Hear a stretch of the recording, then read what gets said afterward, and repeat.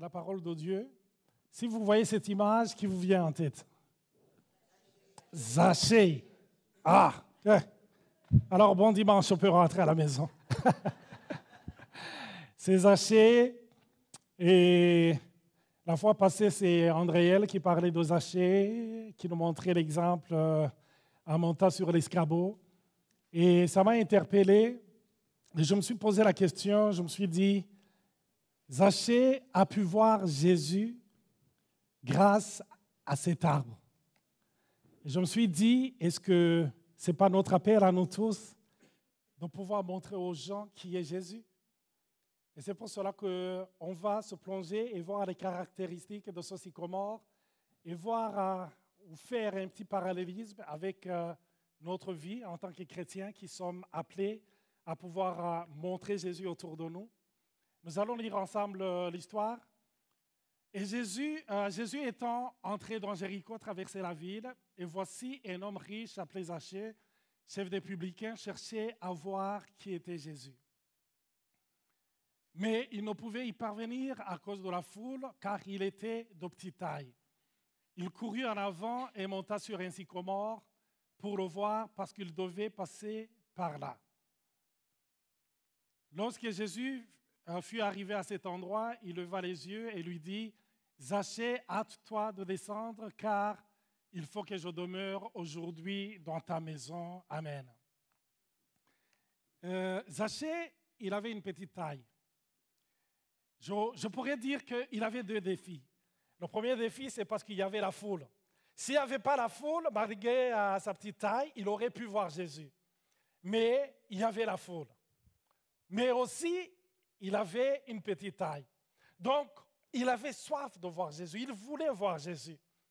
Mais qu'est-ce qui l'a aidé, comme on va voir? C'est ce sycomore. Vous qui êtes assis ici, quelle est la personne qui vous a invité, qui vous a permis à voir Jésus? Peut-être c'est quelqu'un qui vous a partagé sa foi.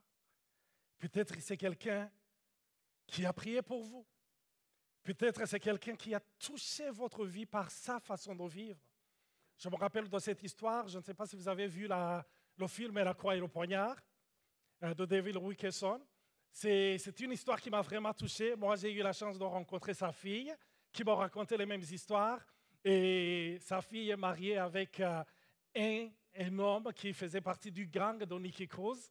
Alors, on parlait et ça m'a rappelé l'histoire que c'est quelque chose que David Wilkerson a fait qui a touché Nicky Cruz.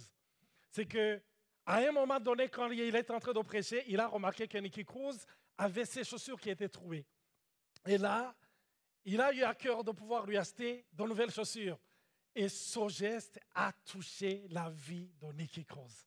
Parce que Nicky Cruz avait dit, je vais te taillarder, je vais te tuer. Et lui, il lui a dit, même si tu me coupes en 1000 morceaux, chaque petit morceau va déclarer que Jésus t'aime. Ça l'a pas touché. Mais ce qui l'a touché, c'est parce qu'il lui a acheté des chaussures. Donc, il a pu associer le message avec l'acte. Alléluia. Amen. C'est peut-être une personne qui mène une vie qui te touche, qui te pousse à te poser des questions.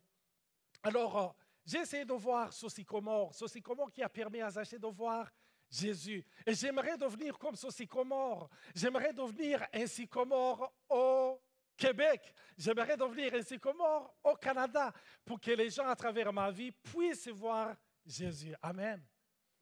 Vous aimeriez la même chose? Amen. Donc, la première chose qu'on voit, le thème, c'est montrer leur Jésus, c'est que cet arbre, ce sycomore, devait être mature et solide. Parce que s'il n'était pas solide, s'il serait monté dessus, qu'est-ce qui se serait passé? Il aurait brisé et il se serait blessé. Mais cet arbre était solide. Et pour être solide, c'est parce qu'il avait des racines qui étaient profondes. C'est un arbre qui a pris du temps. C'est un arbre qui est passé à travers différentes saisons. Et la parole de Dieu nous dit, quand nous recevons Jésus, nous devenons de nouvelles créatures. Et la parole de Dieu nous montre que nous sommes à l'état de bébé spirituel. Mais le bébé spirituel, il est appelé à grandir. Et à travers la parole, à travers la louange et l'adoration, à travers la communion fraternelle, ça nous amène de gloire en gloire, là où nos racines commencent à pousser de plus en plus dans la profondeur. Amen. Et quand on parle de racines, on parle de quoi? On parle de nos pensées. Nos pensées sont appelées à grandir de plus en plus, à s'incruster de plus en plus, Alléluia, à entrer de plus en plus dans la profondeur de la connaissance de la vérité qui est en Jésus. C'est quoi cette vérité qui est en Jésus? C'est la vérité qui est en lien avec ce que Jésus a accompli sur la croix. Parce que c'est quand nous découvrons, c'est quand nous entendons ce que Jésus a accompli sur la croix, que nous commençons à devenir des gens qui sont libres. La parole de Dieu nous dit, vous connaîtrez la vérité vous rendra libres. Plus nos racines poussent, plus nos racines entre à profondeur dans cette connaissance, la connaissance de ce que nous sommes, parce que à cause de ce que Jésus a fait, nous sommes devenus, nous avons acquis une autre identité. Alléluia. Peut-être quand tu te regardes devant le miroir, tu t'imagines que tu es toujours la même personne, ta barbe est toujours là, ta calvitie est toujours là. Tu penses que tu es toujours la même personne, mais j'aimerais te dire, il y a eu un changement, un grand changement. Au niveau spirituel, il y a quelque chose qui s'est passé. Et à travers l'Évangile, à travers la parole de Dieu, nous découvrons de plus en plus qui nous sommes en lui. Il y a une histoire que je me suis rappelée. Je vais publier un livre, je pense si tout va bien, d'ici quelques semaines, un livre sur la gratitude. Mais dans ce livre, j'ai écrit... c'est une histoire d'une femme qui nous a raconté, une amie de la famille, qui nous disait que quand elle était jeune, elle est partie avec son oncle dans un village et son oncle était photographe. Donc il avait pris des clichés, des photos passeports, des paysans, des gens qui habitaient dans ce village. Et la fille est allée aider son oncle. Et quand ils sont arrivés, l'oncle lui a remis les photos et la fille les a étalées sur la table. Et la fille a demandé à ses villageois, à chacun de prendre sa photo. Mais elle les a vus hésiter. Personne ne voulait s'avancer. Et après, elle était intriguée. Elle a demandé à son oncle, mais pourquoi ils ne veulent pas prendre leur photo? Et son oncle lui a dit, ils ne connaissent pas à quoi ils ressemblent. Elle a dit, quoi? Parce qu'ils n'ont pas de miroir. Ils ne savent pas à quoi ils ressemblent. Imaginez passer toute ta vie sans jamais connaître à quoi tu ressembles. Je sais qu'il y en a parmi vous qui diraient, j'aimerais bien. Ah non. Mais personne ne savait à quoi il ressemblait. Qu'est-ce qu'ils auraient peut-être fait? Chacun de prendre la photo de l'autre et de le lui donner. Ça aurait marché, parce qu'ils se connaissaient les autres. Mais cette histoire m'a rappelé quelque chose d'hyper important. À travers la parole de Dieu, on découvre qui on est. On ne peut pas savoir qui on est en dehors de la parole de Dieu. Parce que, comme je le dis dans le livre, j'allais au gym faire du sport. Mais j'étais tout le temps intrigué. Parce que je regardais, il y avait des miroirs qui me montraient, Olivier, tu n'as plus besoin de travailler, tu as atteint l'objectif. Mais quand je me tournais à côté, il y avait d'autres miroirs qui me montraient, oh, tu as besoin de travailler. Parce que les uns m'amincissaient et les autres me grossissaient. Alors je me disais, qui suis-je réellement? Et vous savez, dans la vie, on est entouré par les miroirs. Ça peut être les paroles que les gens te disent. Ce sont des paroles qui t'abaissent et tellement tu ne sais plus qui tu es. Ou ça peut être des paroles qui t'élèvent. Et des fois, tu crois que tu es un Dieu, tu es surnaturel, Superman. Mais j'aimerais vous dire, à travers la parole de Dieu, c'est le vrai miroir qui te montre qui tu es réellement. Et puis, on plonge nos regards dans la loi parfaite, dans cette parole, on est changé à la même image, et cela de gloire en gloire. Amen. Donc, la solidité, la maturité qu'on va avoir à travers la parole de Dieu. La deuxième chose, il n'avait pas d'épines. Imaginez si le sycomore avait les épines. Comment aurait-il fait? il serait monté. Hi! Aïe! Ouh! Il aurait abandonné son idée. Mais Sodome n'avait pas d'épines. Souvent dans la vie des chrétiens, nous avons des épines qui éloignent les gens et qui les empêchent de voir Jésus. Ces épines peuvent être le jugement. On juge facilement, vous le savez. Des fois, on est comme des pharisiens. Les pharisiens, c'était des gens qui étaient là, qui soi-disant connaissaient Dieu et qui soi-disant étaient des meneurs d'autres vers Dieu. Mais c'était des gens qui étaient tout le temps dans le jugement. C'est dans notre nature déchue. Juger l'autre. Parce que juger l'autre, ça te donne l'impression que tu t'élèves au-dessus de sa vie. On dirait que ça te dit que tu es spécial, que tu es différent. Mais j'aimerais vous dire, ce sont des épines. Mais j'aimerais vous donner une bonne nouvelle. Ces épines, il y a un ciseau qui peut les tailler. C'est la grâce de Dieu. Quand tu te rappelles que tu es ce que tu es grâce à sa grâce, à cause de sa grâce, là, les épines ne poussent plus. Là, on est dans la compréhension. On est dans la bienveillance. Ça me rappelle cette histoire de cet homme qui entre avec ses 3 garçons. Il entre dans le métro. Et là, les garçons, ils sont là, ils sont turbulents. Ils sont là à déranger les gens, à kicker les gens. Et lui, il est là, il est comme assoupi. Et tous les gens, tous les regards sont là à le juger, en disant son père irresponsable. Ils étaient là. Et lui, il soupirait un tout petit peu. À un moment donné, il y a quelqu'un qui lui a dit « Hey, ça te dit rien de voir tout ce que tes fils sont en train de faire ?» Là, il s'est réveillé. Il a dit « Oh, je m'excuse. Je m'excuse. » On revient de l'hôpital. Leur maman vient de mourir. Ils ne savent pas comment se comporter. Moi aussi, je ne sais pas comment me comporter. Et tout le monde était là. Ils avaient honte. Comment avons-nous osé juger ces enfants? J'aimerais vous dire, vous ne connaissez pas les histoires des gens. Vous ne connaissez pas ce que vivent les gens. C'est pour cela qu'il ne faut pas être rapide au jugement, mais il faut être rapide à l'accueil, à la patience. Alléluia. C'est ce qui permet aux gens de voir Jésus. Vous savez, les pharisiens, ils osaient même juger Jésus. Vous savez, quand on a cette racine de jugement, on peut même juger Dieu. Et souvent, nous jugeons Dieu. « Oh Dieu, pourquoi tu as fait ça? » Des fois, je me rappelle que je disais à Dieu, « Dieu, si j'étais à ta place, moi, je t'aurais déjà exaucé. » Mais je disais, « Pourquoi tu ne m'exauces pas? » Ce sycomore n'avait pas d'épines. On ne nous dit pas le temps qu'Ézachée est passé sur cet arbre. On ne sait pas si c'est 2 minutes, on ne sait pas si c'est 2 heures, mais l'arbre était assez confortable pour qu'il puisse attendre Jésus. Et c'est ce qu'on doit être, c'est ce qu'on doit être pour les frères et les sœurs, les gens autour de nous. Aussi, les épines, ça peut être l'hypocrisie.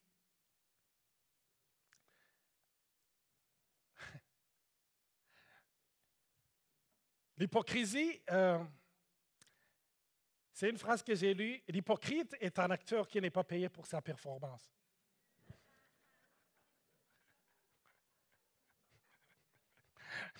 C'est vrai, hein? On est dans la prétention. Et on le voit dans la vie des pharisiens.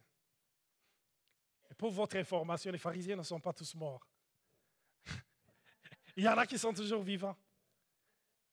N'est-ce pas? Donc, essayez de prétendre. Et vous savez, quand on parle d'hypocrite, c'était une image qu'on utilisait en Grèce. C'était des acteurs. Ils portaient des masques. Ils allaient derrière le rideau et ils venaient avec un autre masque. Ils allaient derrière le rideau et ils revenaient avec un autre masque pour jouer un rôle. Et souvent, vous savez, les gens qui jouent des rôles, ce sont des gens qui sont au fond, qui sont fatigués, qui ont peur du jugement, qui ont vécu des traumatismes et qui ont développé des mécanismes de défense. Ils ont besoin d'amour. J'aimerais vous dire, quand vous vivez dans un environnement où vous êtes aimé pour qui vous êtes, vous n'avez plus besoin de prétendre. Et souvent, parce que l'Église est dans le jugement, c'est pour cela qu'il y a des gens qui portent un masque. Ça me rappelle cette histoire d'un homme qui est allé dans l'église pour chercher une fille. Il disait, dans l'église, quand même, il y a des filles sérieuses. Ils ne sont pas trop dans l'alcool, ils ne sont pas trop dans les sorties, ils ne sont pas trop dans des choses frauduleuses. Il est allé là, il a fait semblant de devenir chrétien et il est resté là. Et quand ils se sont mariés après, l'homme était là. Il a commencé à dire, non, amenez-moi des choses à boire, on va sortir, on va faire des choses frauduleuses, beaucoup de choses. Et là, la fille a dit, oh, waouh, ça me tente moi aussi. Et là, le mari a dit, mais je croyais que toi, tu étais chrétien. Tu étais chrétienne. Et elle lui a dit, mais moi aussi, je croyais que tu étais chrétien. Il dit, mais pourquoi tu as fait semblant? Il disait, parce que je cherchais quelqu'un de sérieux. Au fond, chacun cherchait quelqu'un de sérieux. Mais vous savez,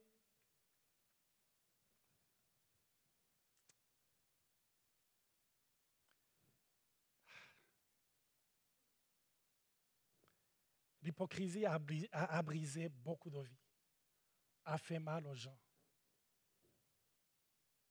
montré différentes facettes. Amen. Troisième point, il avait des branches qui étaient basses. Les sycomores ont souvent des branches qui commencent bas et s'étendent horizontalement. C'est ce qui a facilité l'escalade de Zachée. Ça nous parle de quoi? De l'accessibilité. On est appelé à être accessible. En parlant des pharisiens, ils étaient inaccessibles. Et vous savez, quand je parle de pharisiens, je ne parle pas de qui que ce soit, mais je parle des moments de vie où chacun peut avoir un comportement pharisien, à commencer par la personne qui vous presse ce matin. Ah ouais? L'accessibilité, être auprès des gens. L'Église n'est pas, l'Église, entre guillemets, est appelée à sortir du monde, mais c'est par rapport à son identité, mais ce n'est pas par rapport au fait d'être avec les gens. On doit être accessible aux gens. Et la parole de Dieu nous appelle le sel du monde. Je ne sais pas si vous avez déjà mangé de la nourriture et que vous êtes tombé sur comme une sorte de caillou de sel. Qu'est-ce que vous faites? Vous le crachez directement parce que c'est dur. Le sel devient efficace quand il fond et quand il devient un avec quoi? La nourriture. C'est ce que la parole de Dieu nous appelle à être dans le monde pour qu'on puisse redonner la vie et la saveur à ce monde qui se meurt. Amen. C'est l'accessibilité. On n'est pas appelé à être en retrait. Mais aussi, les branches étaient basses. C'est une image de l'humilité. Amen. J'aimerais vous dire une chose. Tout le monde ici est attiré par des gens humbles. Mais tout le monde ici se bat toujours avec l'orgueil. C'est vrai ou c'est pas vrai? Il y a quelqu'un qui a dit, l'orgueil est comme une mauvaise haleine. On la sent souvent chez les autres et jamais chez nous.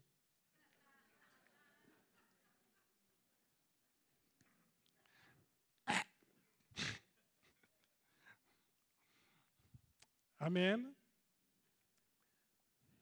Et vous savez, s'il y a quelque chose qui m'a touché dans cette église, c'est la simplicité et l'humilité. L'humilité des gens. J'ai été dans des églises qui élevaient plus les individus, plus que Dieu. Et j'aimerais vous dire, ça m'a fait plaisir et je prie qu'on garde toujours cet esprit. Que ce soit Dieu seul qui soit élevé. Amen. Et vous savez, la semaine passée, on avait une rencontre des bénévoles, je vais en parler tantôt. Mais ce matin, ici, c'est une rencontre des serviteurs. Vous savez, quand on parle des branches qui sont basses, ça nous parle de l'humilité, mais ça nous parle aussi du service. On est appelé à servir les autres. La branche était là. C'est comme si elle disait, elle a envoyé un message à Zachée en lui disant, je suis à ton service. Utilise-moi pour voir Jésus. On est là pour être au service du prochain. Amen. Tantôt, je suis passé à côté de la librairie et j'ai vu Hélène et Martine. Elles étaient là en train de mettre les drapeaux, de ranger les livres, de placer les livres. Je les ai observés, elles ne m'ont pas vu. Je les ai observés, mais je voyais le cœur qu'elles mettaient dans ce service-là, parce qu'elles pensent au prochain. Que le Seigneur vous bénisse. Nous tous, nous sommes appelés à être au service des autres. Peut-être qu'il y en a qui se disent, Seigneur, qu'est-ce que je pourrais faire pour toi? Mais le Seigneur te dit, sois au service des autres, aide les autres.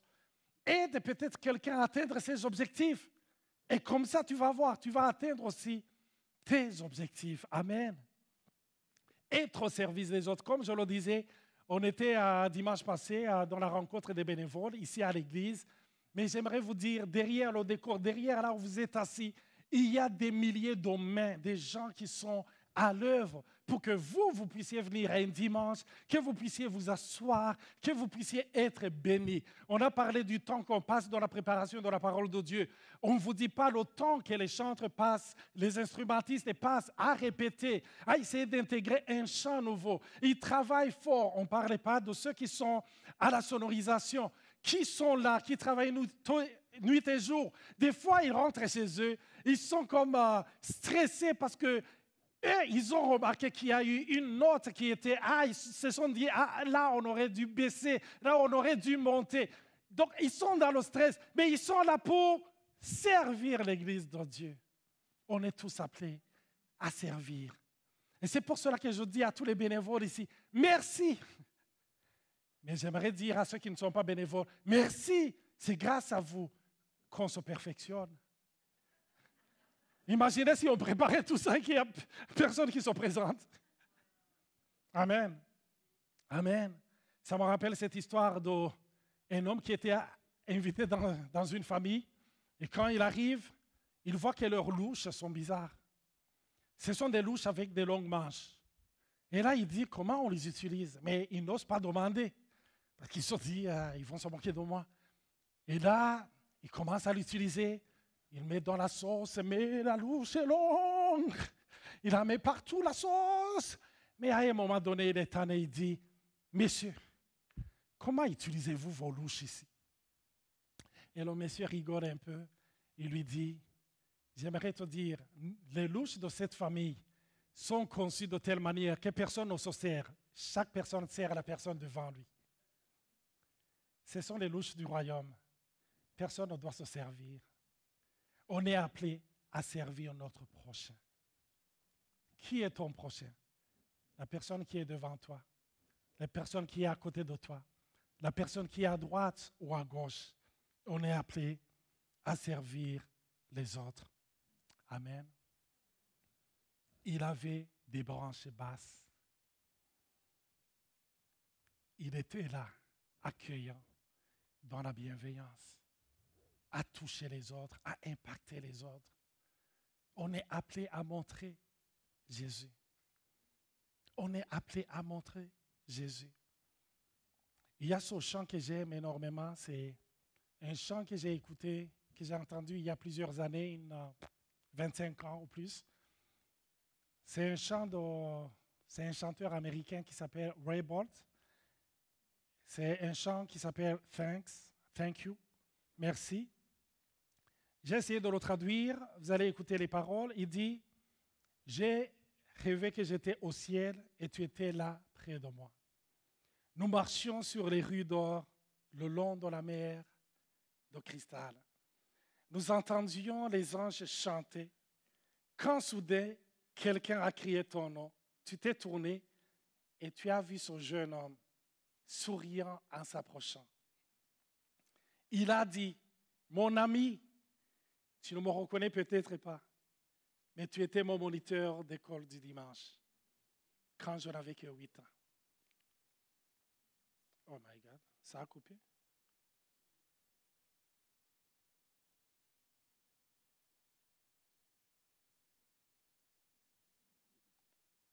On dirait que ça s'est coupé. Mais je vais continuer l'histoire. Tu étais mon moniteur quand je n'avais que 8 ans. Et tu avais l'habitude de faire la prière avant que notre service commence. Et ce jour-là, quand tu as fait ta prière, j'ai été interpellé d'inviter Jésus dans mon cœur. Et c'est pour cela que je suis là. Et là, le refrain dit, merci de m'avoir donné le Seigneur. Ma vie a été transformée. Merci de m'avoir donné le Seigneur. Je suis si heureux que tu l'aies fait. Puis un autre homme s'est tenu devant toi et il te dit, te rappelles-tu ce jour où un missionnaire est venu dans ton église et ces photos t'ont fait pleurer? Tu n'avais pas beaucoup d'argent, mais tu as donné le peu que tu avais. Et Jésus a pris ton offrande et c'est pour cela que je suis ici aujourd'hui. Merci de m'avoir donné le Seigneur. Ma vie a été transformée. Merci de m'avoir donné le Seigneur. Je suis si heureux que tu l'aies fait. Amen. Un à un, ils venaient à perte de vue. Chaque vie, d'une façon ou d'une autre, avait été touchée par ta générosité. Les petits gestes que tu avais faits, les sacrifices consentis, inaperçus sur la terre, mais qui sont maintenant proclamés au ciel.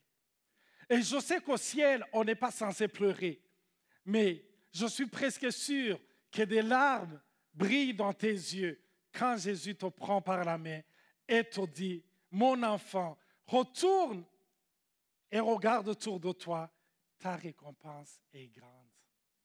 Amen. C'est ce qui va arriver. Souvent, on regarde ici et j'aimerais vous encourager en vous disant, peut-être il n'y a personne autour de vous qui vous dit merci pour ce que vous faites.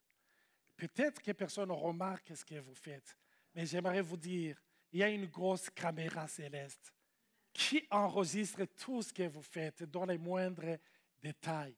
Et un jour, nous allons nous présenter devant le Seigneur. Il va te regarder droit dans les yeux. Il va te dire, fidèle et bon serviteur, entrez dans la joie de ton Maître, que le Seigneur vous bénisse. J'aimerais inviter André pour qu'il puisse prier pour nous. Amen.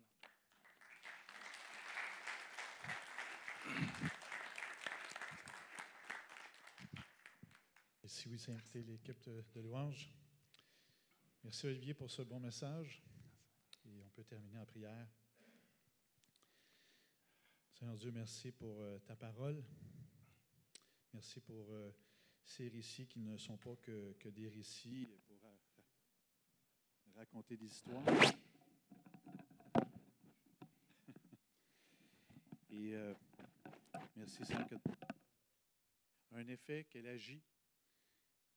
Et oh Dieu, par ce message, Seigneur, nous voulons nous identifier comme, oui, un, comme étant ce sycomore, mais aussi peut-être que deux, certains s'identifient comme Zachée. Alors, dans un premier temps, oh Dieu, donne à ceux qui se sentent identifiés comme un sycomore d'être disponibles, d'être disposés, d'être accueillants, de ne pas être fermés. Et, oh Dieu, je prie pour ceux qui, peut-être intérieurement, crient et disent, j'aimerais voir Jésus. Où est Jésus?